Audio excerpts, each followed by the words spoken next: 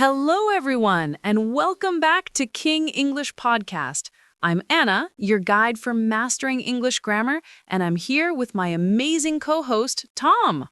Hello, Anna. It's fantastic to be back here with you and our incredible listeners. Today, we're tackling a topic that is absolutely essential for everyday conversation and storytelling. That's right. If you want to share a memory, describe your weekend, or talk about literally anything that finished, you need the past simple tense. It's the most common way Americans talk about the past. And the problem is that many students find it confusing. They use one tense for everything. But don't worry, this is the only lesson you need. In the next 10 minutes, we'll break down all the rules for you into 3 easy steps. Okay, let's start with step 1, the to be verb. This verb is special because it doesn't describe an action, it describes a state or a location. Exactly. Think about the present first. We use am for I and is for he, she, it. In the past, both am and is change to one word, was. So in the present, you say, I am happy. In the past, yesterday, you say, I was happy. Today, the weather is cold. Yesterday, the weather was warm. That's the first half. The second half is for the plural subjects, you, we, and they. In the present, they use are. In the past, are changes to were. Perfect. Let's practice a location. Paul, where are you right now? I am in the studio, but yesterday at 3 p.m., I was at the gym. And what about our listeners? You are listening to our podcast now, but last night you probably were at home, or maybe you were with friends. So to recap, am and is become was. Are becomes were. That's the foundation. Now let's talk about actions. Step 2 is the easiest one, regular verbs. Most verbs in English follow this simple, predictable rule. The secret is simple. For a regular verb, you just add ed at the end.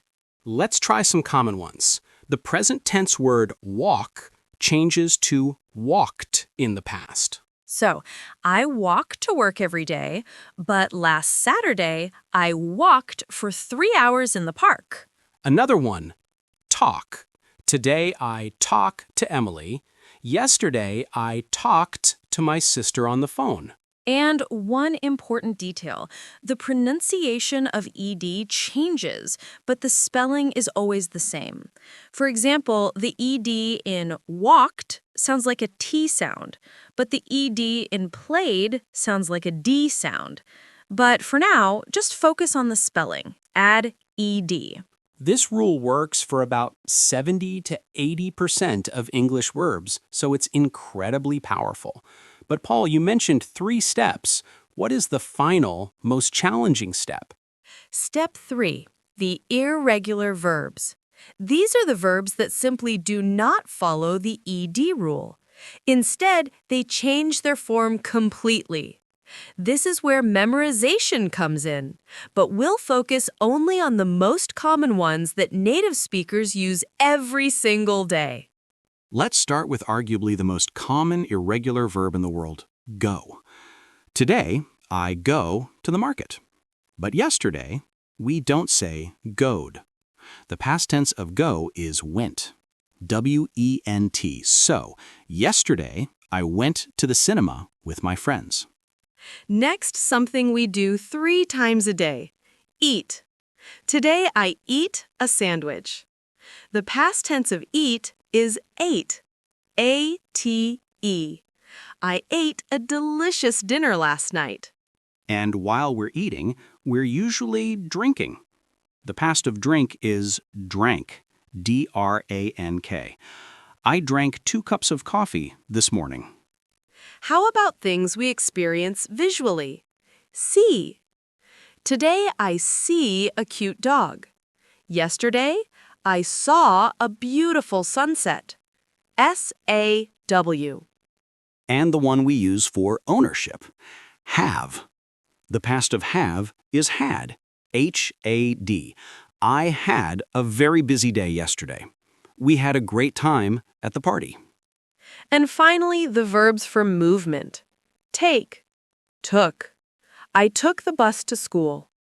Buy, bought. I bought a new book. Come, came. My family came to visit me last weekend.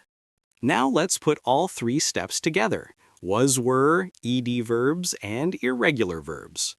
The best way to learn is by telling a story. Anna, tell us about your last holiday. My last holiday was in the spring. I went to a small town in the countryside with my sister. We stayed in a small hotel. The hotel was very old, but very charming. Sounds peaceful. What did you do every day? Every morning, we walked in the hills. The weather was beautiful, so we took many photos. We saw many sheep and cows. In the afternoons, we visited the small shops in the town. I bought some local cheese and some fresh bread. Ooh, you bought cheese. And what did you eat for lunch? We ate the cheese with the bread, and we drank fresh juice. In the evenings, we were usually tired, so we read our books. The spelling of read is the same, but the past sound is red, like the color.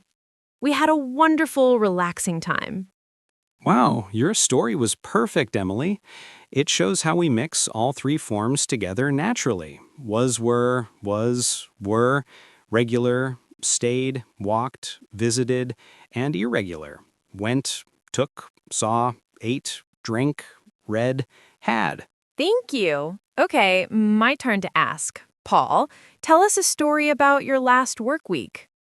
Last week was very busy. On Monday, I had a big meeting with the whole team. It was an important discussion about the new project.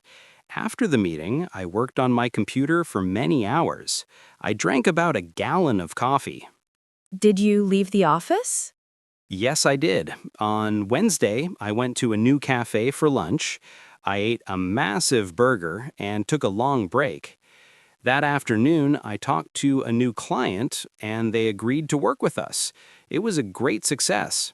On Friday, I came home early, cleaned my apartment, and watched a comedy movie. You used all the verbs perfectly, Tom. This exercise proves that once you know the core forms, you can tell any story you want. Absolutely. So let's do one final rapid review. Listeners, repeat the irregular verbs with us. To be, am/is, was, are, were. Regular verbs, just add ed. Walk, walked, talk, talked. Irregular verbs, the most common. Go, went. Eat, ate. See, saw. Have, had. Take, took. Buy, bought. Come, came. That's it. You have successfully mastered the past simple tense in just over 10 minutes. Now for your homework. Yes! This is the most important part. We want you to practice. Your question for the comments below is, what did you do last weekend? You can write something simple.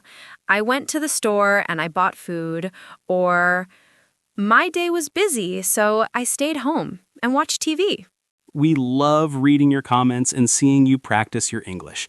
And of course, don't forget to subscribe to King English Podcast so you don't miss our next episode on future tense. Your support means the world to us and helps us keep these lessons free. Thank you so much for listening today. We'll see you next time. Goodbye for now.